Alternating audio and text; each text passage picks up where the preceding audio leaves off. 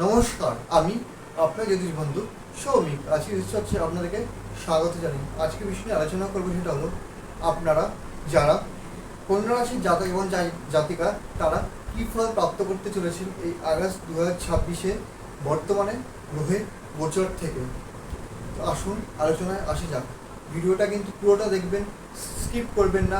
আর হ্যাঁ, ভিডিওতে যেটা বেস্ট পার্ট লাগবে সেইটা কিন্তু কমেন্ট সেকশনে কিন্তু লিখতে ভুলবেন না। ভিডিওটা ভালো লাগলে চ্যানেল সাবস্ক্রাইব করবেন, ভিডিওটা লাইক করবেন এবং শেয়ার করবেন। তো আসুন আলোচনায় আসা যাক। কন্যা রাশি হলো বুধের একটি রাশি।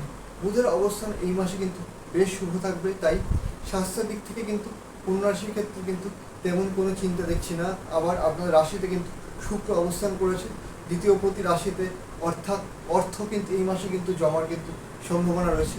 এটা কিন্তু আপনাদের ক্ষেত্রে কিন্তু বেশ শুভ খবর। এরপর আসি স্বাস্থ্য কেমন যেতে চলেছে।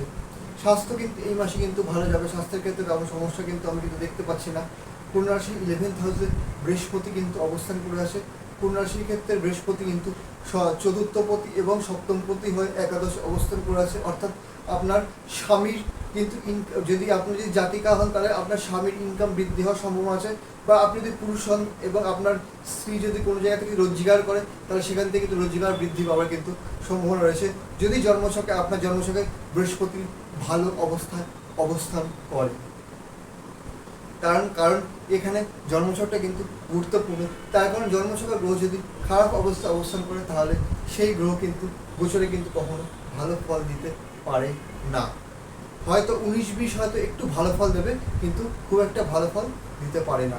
এরপরে আসবো যারা প্রাথমিক বিদ্যা অর্জন করছেন তাদের ক্ষেত্রে কী ফল প্রাপ্ত করতে চলেছে। অর্থাৎ কন্যা ঘরের অধিপতি হচ্ছে বৃহস্পতি, চতুর্থপতি আপনার চতুর্থপতি 11th হাউসে অবস্থান করে আছে, অর্থাৎ এই যোগটা কিন্তু বেশ শুভ। মায়ের আপনার মায়ের সাথে সম্পর্ক এই মাসে কিন্তু বেশ ভালো যাবে, তেমন কোনো সমস্যা কিন্তু আমি কিন্তু দেখছি না। এবার আসি প্রাথমিক বিদ্যার বিষয়। প্রাথমিক বিদ্যার ঘরের অধিপতি শনি অবস্থান কিন্তু প্রাথমিক বিদ্যার ঘরের অধিপতি বৃহস্পতির অবস্থান কিন্তু শুভ, তাই প্রাথমিক বিদ্যার ক্ষেত্রে কিন্তু তেমন কোনো সমস্যা কিন্তু আমি দেখতে পাচ্ছি না। যারা উচ্চ বিদ্যা প্রাপ্ত হচ্ছেন তাদের ক্ষেত্রে কিন্তু একটু সমস্যা আসতে পারে, তার কারণ শনি বক্রী হয়ে অবস্থান করছে এই মাসে 7th হাউসে, তার জন্য একটু মানসিক চঞ্চলতা আসতে পারে, দেখবেন সেটা যাতে না আসে।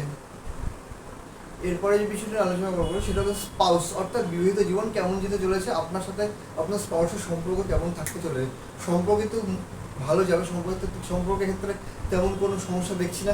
হ্যাঁ, ছোটোখাটো একটু সমস্যা হতে পারে, একটু মন কষাকষি হতে পারে ছোটোখাটো, কিন্তু বড় কোনো সমস্যা কিন্তু এই মাসে কিন্তু আমি দেখতে পাচ্ছি না। ভাগ্য কেমন যেতে চলেছে। ভাগ্য কিন্তু এই মাসে কিন্তু মোটামুটি খুব একটা যে ভালো যাবে সেটাও বলবো না, যে বা খুব একটা যে খারাপ যাবে সেটাও কিন্তু বলবো না। কিন্তু মঙ্গলের অবস্থান কিন্তু বেশ শুভ, কিন্তু মঙ্গল কিন্তু কন্যা রাশির ক্ষেত্রে কিন্তু খুব একটা যে শুভ গ্রহ সেটা কিন্তু নয়, তাই ভাগ্য মোটামুটি যাবে।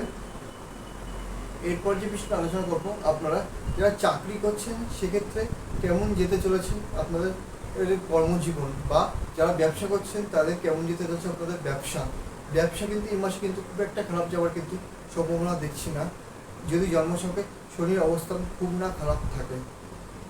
যদি আপনি চাকরি করেন তাহলে চাকরি অর্থাৎ দশম ঘর 6, 7, 8, 9, 10, 11, 12, 1, 2, 3 অর্থাৎ বুধের অবস্থান কিন্তু এই মাসে কিন্তু শুভ। কর্মের চাকরির ক্ষেত্রে তেমন কোনো সমস্যা কিন্তু আমি কিন্তু দেখতে পাচ্ছি না। এবার আসি ভাগ্যের বিষয়। ভাগ্য কিন্তু এই মাসে কিন্তু শুভ যেতে চলছে। ভাগ্যের ক্ষেত্রে কিন্তু এমন সমস্যা কিন্তু দেখছি না। মোটের ওপর এই মাসটা কিন্তু কন্যা রাশির ক্ষেত্রে কিন্তু ভালো যেতে চলেছে। ভিডিওটা ভালো লাগলে চ্যানেলটা সাবস্ক্রাইব করবেন, ভিডিওটা লাইক করবেন, শেয়ার করবেন। ধন্যবাদ। আরেকটা বিষয় বলি, জন্মছক ভেদে কিন্তু ফলের পার্থক্য কিন্তু ঘটতেই পারে, তার কারণ সবার জন্মছক এক হয় না। তো ভিডিওটা কেমন লাগলো জানাবেন, এবং আজকে এই পর্যন্তই থাক। ধন্যবাদ।